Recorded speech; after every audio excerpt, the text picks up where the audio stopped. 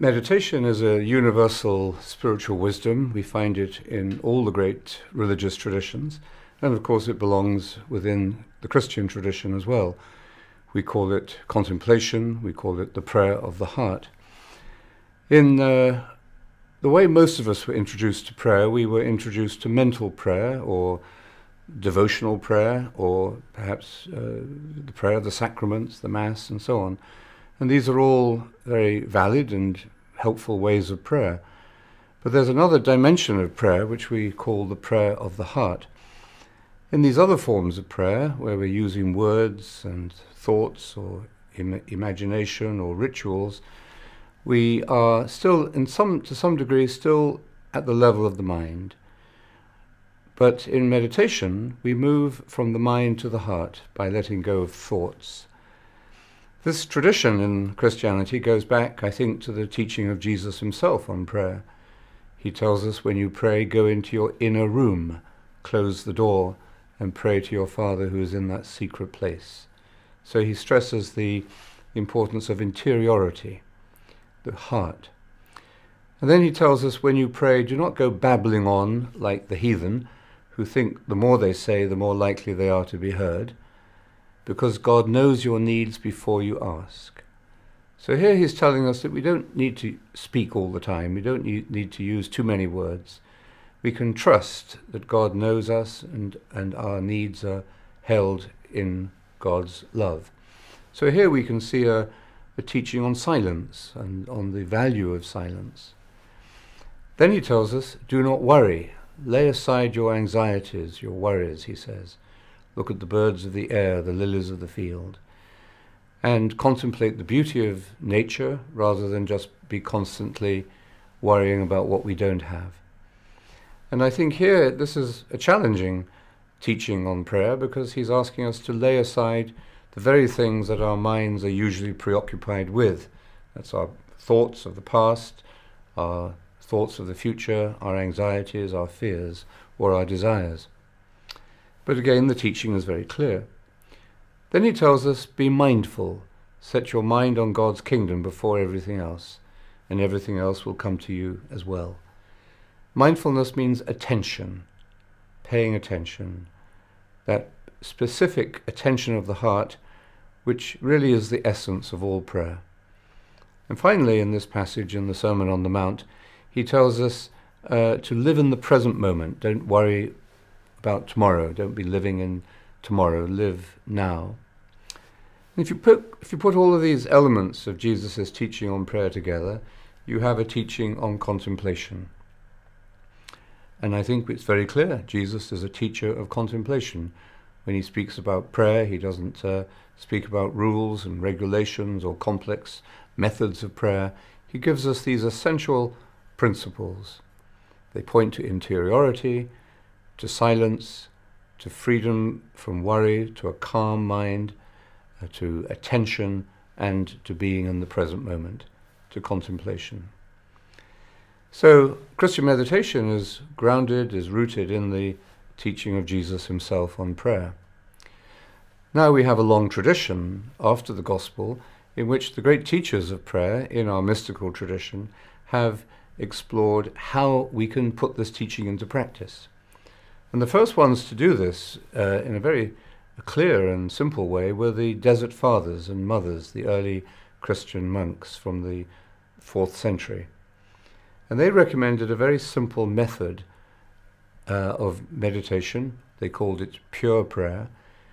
And they recommended that you take a single word or a short phrase and repeat this word or phrase continually in the mind and heart during the time of the meditation, letting go, they said, of all the riches of thought and imagination, and coming directly into poverty of spirit, by letting go of our thoughts, our plans, our memories, and so on. So this is essentially the teaching on prayer that we give today, and it's similar to the Jesus prayer, the hesychast form of prayer in the Orthodox Church. So this is the teaching. There's been a great hunger for this contemplative dimension of prayer in the modern church, and indeed in the modern world. And for various reasons that we won't go into at the moment, but for various reasons, this contemplative dimension of Christian life and of Christian prayer became marginalized over the centuries. And we came to think that it was only specialists, monks or nuns, who were able to experience this contemplative dimension. But since the Second Vatican Council, there's been a great recovery of the central importance of contemplation in the life of every Christian. Even in the Council's document on liturgy, it says the purpose of the liturgy is to develop a contemplative orientation in the people of God. So that's why we go to church, in fact, is so that we can live in this contemplative spirit. Thomas Aquinas said that contemplation is the simple enjoyment of the truth. Nothing could be more simple than that. Over the years, in recent years, our community, the World Community for Christian Meditation, has been working with many dioceses, Catholic dioceses around the world, introducing meditation to children in the Catholic school system. And it's been a wonderful discovery to find that we are born contemplative, that children have this innate contemplative capacity, and that we should be recognizing that and training that, developing it, right from the beginning of their religious formation, their spiritual education. So we have many schools now where meditation is an integral part of the life of the school, and it's giving a treasure, really, a life skill and a spiritual treasure to children which will remain with them for the rest of their lives. There are many people today, of course, who are looking for healing, people who are recovering from addiction, alcohol or drugs, people who are in depression. And we know from medical and scientific research that meditation, even practiced as just a secular technique, brings psychological and physical benefits. It lowers the blood pressure, it boosts your immune system, it improves your cholesterol, it helps you deal with depression or chronic pain, and so on, anxiety attacks. And these psychological or physical benefits of meditation, when we look at them in the light of the spiritual tradition, we can say these are examples of grace working on nature, that our human nature, which is psychological and physical as well as spiritual, will express in these beneficial ways the result of prayer, of deep prayer. Now, however, when we teach meditation in our community, we teach it primarily focused upon the spiritual fruits. And St. Paul says that these spiritual fruits are love, joy, peace, patience, kindness, goodness, fidelity, gentleness, and self-control. So you have the benefits on the one hand, but you have the spiritual fruits, which of course give us a much deeper experience of the meaning of prayer and of our relationship to God. One of the great discoveries, I think, of our time is that meditation creates community. This was an insight of John Main, the founder and inspiration of the World Community. And this really opens up for us a mystery of Christ, that when we come together in his name, where two or three are gathered, he is present in a special way. So we have meditation groups forming all over Poland, in fact all over the world. And these small meditation groups meet every week.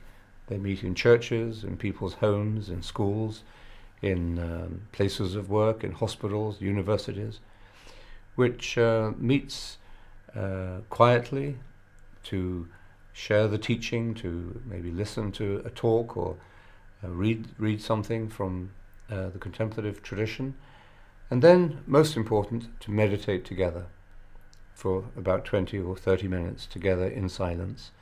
And then after the meditation, there's an opportunity for questions or discussion. And this small weekly meditation group, I think, is one of the best ways that we can share the gift of meditation with people.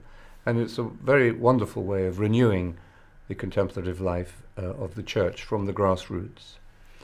So these meditation groups form quite naturally, then they form into local communities and national communities. And here at the moment we're having a Medytatio event, which is the annual Polish Christian meditation conference. We have meditators from all over the country, some from outside of the country, who come here to celebrate their community, to reflect upon how we can share the gift of meditation more widely with others, to be enriched by talks and by, above all, by meditating together. So it's a time of community, a time of learning, a time of reflection. And these annual conferences are very important stimulus for this work of teaching meditation. And of course there are also people here who are quite new to meditation. They've been brought by a friend, or they've heard about it from somebody else. And many people today, I think, at all levels of faith and in all walks of life, are seeking a deeper spiritual meaning, a deeper spiritual practice in life. And we have to be able to respond to that need, and we have to be there, we have to let people see that we're there, and then people come, and if they find what they're looking for, we can help them to go deeper. The real purpose of the weekly group or of a national conference like this is so that each of the members can go back home, back to their daily practice. We recommend people to meditate every day, morning and evening, and coming together like this periodically reinforces that simple daily discipline. And people sometimes ask, what happens in meditation? Well, in one sense, nothing happens. We're not looking for any dramatic experience in the meditation period. But of course people meditate because they feel that something is changing in their life, that a deep transformation, a liberation of their spirit, a freedom from fear, and an expanded capacity for life and for love is developing in them. That's why we continue to meditate. And so that daily meditation does need to be reinforced. It takes people time, of course, to build that discipline into their daily lives. But it's a powerful and enriching simplicity. The important thing, I think, always to remember with meditation is that it is a simple way. We can write books, we can give talks, we can have conferences on it, and all of that may be useful, but perhaps the most important thing is to remember the simplicity. And this is the simple teaching that we give, whether it's to a 6-year-old child or to a 96-year-old person. You can begin to meditate at any stage in your life, of course. What we say to them is this: sit down, sit still. The stillness of body will help to bring you to a stillness of mind. Close your eyes lightly and sit with your back straight so that you can be alert. Be alert and relaxed. It doesn't matter whether you sit on the floor, whether you sit in a chair, whether you sit on a prayer stool. The important thing is to sit still with your back straight and be comfortable. Then closing your eyes lightly so you're not distracted by what's going on around you. Choosing a quiet time and a quiet place as far as possible. You then begin your meditation. And what you do then during this period of meditation, say to begin with for 20 minutes, is to take a single word or short phrase and repeat this continuously in the mind and heart. You could, for example, take the name Jesus or the word Abba. These are very ancient Christian prayer words or mantras, we sometimes call them. In Latin, it was called a formula. The word I would actually recommend, however, is the word Maranatha. Maranatha is the oldest Christian prayer. It means, "Come, Lord." It's in Aramaic, the language that Jesus spoke, and St. Paul ends the first letter to the Corinthians with it.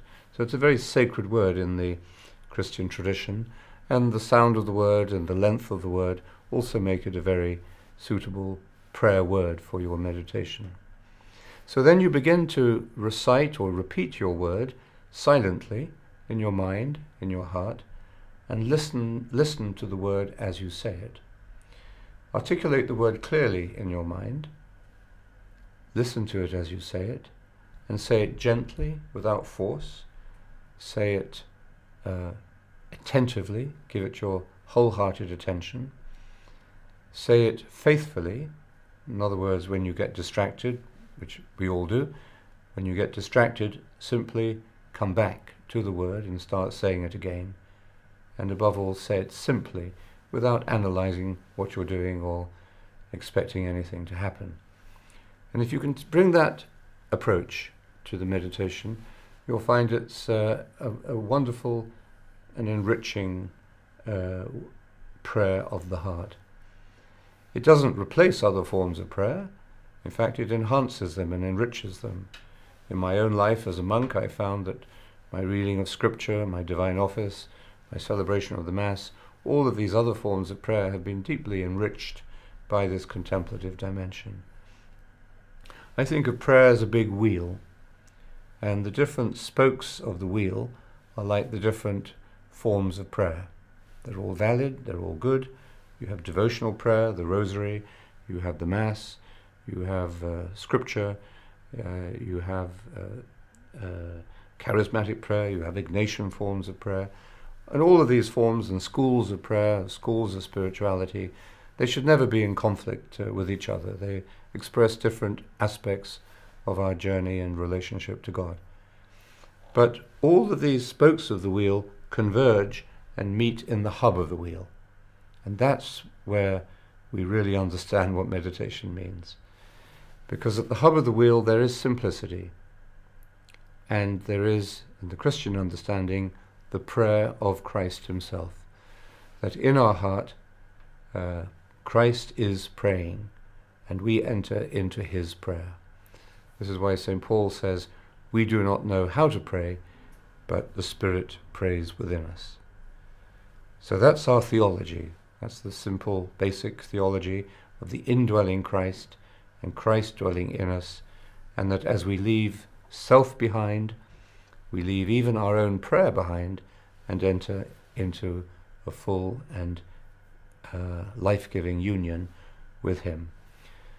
Meditation is a simple practice, a simple way of prayer that we can build into our daily lives, early morning, early evening.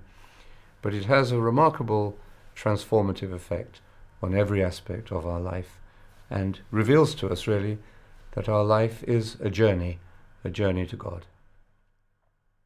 When people first begin to meditate, they often feel this is a very private and kind of prayer. It's not really private, but it is personal. And it's a solitary form of prayer in the sense that I can't meditate for you, and you can't meditate for me. I can't say to you, look, I'm feeling a bit jet-lagged today, would you mind doing my meditation for me? On the other hand, we can meditate together, and that is really something essentially Christian about meditation, that we naturally are attracted together to meditate in the silence.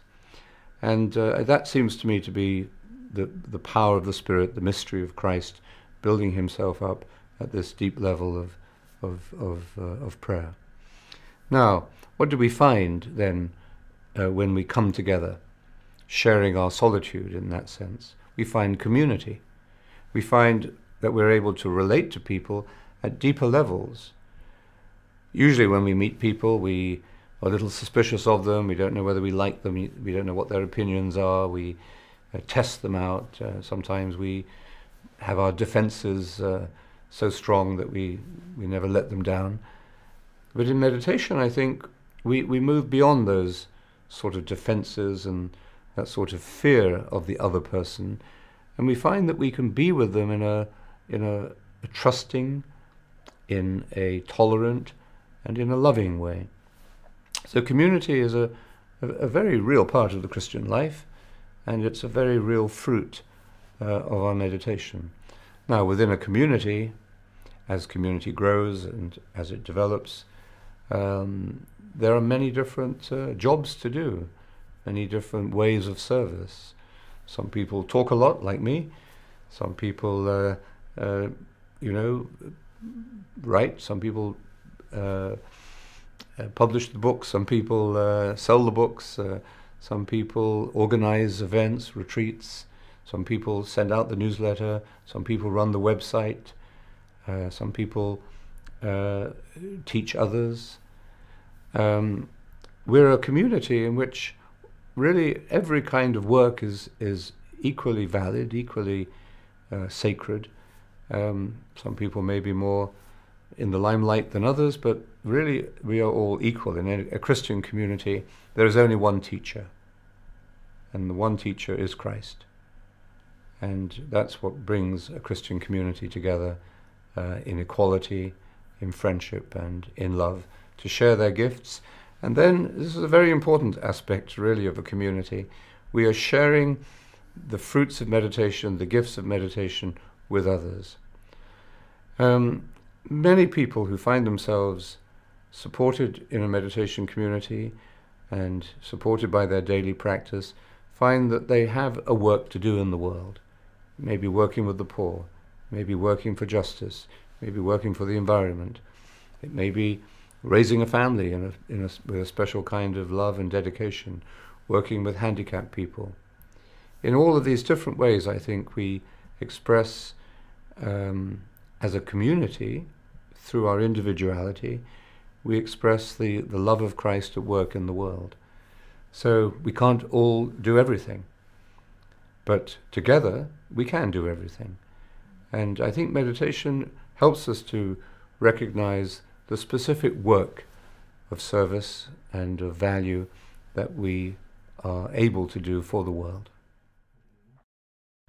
Because meditation is universal, and we find it at the heart of all the great religious traditions, it offers us a way into the common ground of our humanity, and a common ground with members of other faiths. It's one of the great challenges of the 21st century is that the great religious traditions need to come together in friendship and collaboration for the well-being of the world. I think we can't solve our huge global crisis without a spiritual consciousness, without a spiritual understanding of what that crisis means and of where we should go from here. And this is not the work of one religion. This has to be a collaborative effort, and the contemplative or spiritual or mystical dimensions of these other religions need to come together in a new way to create that new vision, that new consciousness. So all forms of dialogue are valuable, but I think a dialogue that is connected to the contemplative experience is really fruitful, is really powerful. And that's what we do, especially when we come together, Christians, Muslims and Jews. We know that we have the same God, we have many differences. We sometimes have terrible histories of intolerance and of brutality to each other. Nevertheless, in the 21st century, while not forgetting or denying the past, I think we have to look to the future.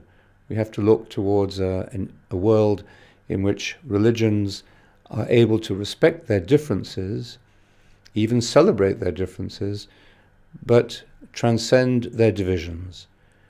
It's possible, I think, through meditation. Meditation is a way of faith, pure faith. You may have Christian faith, you may have Muslim faith, you may have Jewish faith or Buddhist faith, but faith itself is our commitment to the truth, to relationship, to love. So the heart of meditation is this development of the way of faith. Then we have beliefs. At the way of faith level, we can really experience community. We can experience that we are one. In the level of faith, the level of belief, of course there are differences. And those differences need not be divisions, but we cannot translate one religion into another. There are parallels and resonances, but not total equivalence. So it is possible for us to meditate with members of other faiths and to taste what for us as Christians we know to be the spirit of unity, the Spirit of God, uniting us and working in us for God's own purpose. We don't know what that purpose of unity is going to look like or what it's going to be, but our work is to serve it and encourage it to the best of our ability. So interreligious dialogue, coming out of this experience of meditation, is, I think, one of the most hopeful signs in our modern world. So why did meditation disappear from the center of Christian life, and why have we recovered it in recent times? I think it disappeared from the center partly because of a split between theology and experience, that our thinking about God became disconnected from our experience of God. Also, at the time of the Reformation, there was a suspicion of contemplation, both on the part of Catholics and of Protestants, although for different reasons. And so contemplation became marginalized. It was seen as a speciality, and even something to be rather suspect about.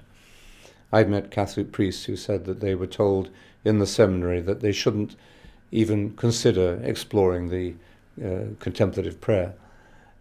So this is a sad aberration. It's a sad fault in our Christian history. But from the time of about the Second Vatican Council, may go back earlier, this fault was being corrected. We were discovering that meditation does belong to the center of Christian life. Contemplation is at the heart of the gospel. This rediscovery of the contemplative dimension of the gospel, of scripture and of prayer became a great awakening, and it spread out throughout the church. I've traveled all around the world. Our community is present in more than 100 countries, and wherever I go, different cultures, different kinds of people, different levels of faith, but there is a hunger and a great desire for contemplation. And meditation is the simplest way that we can respond to that hunger.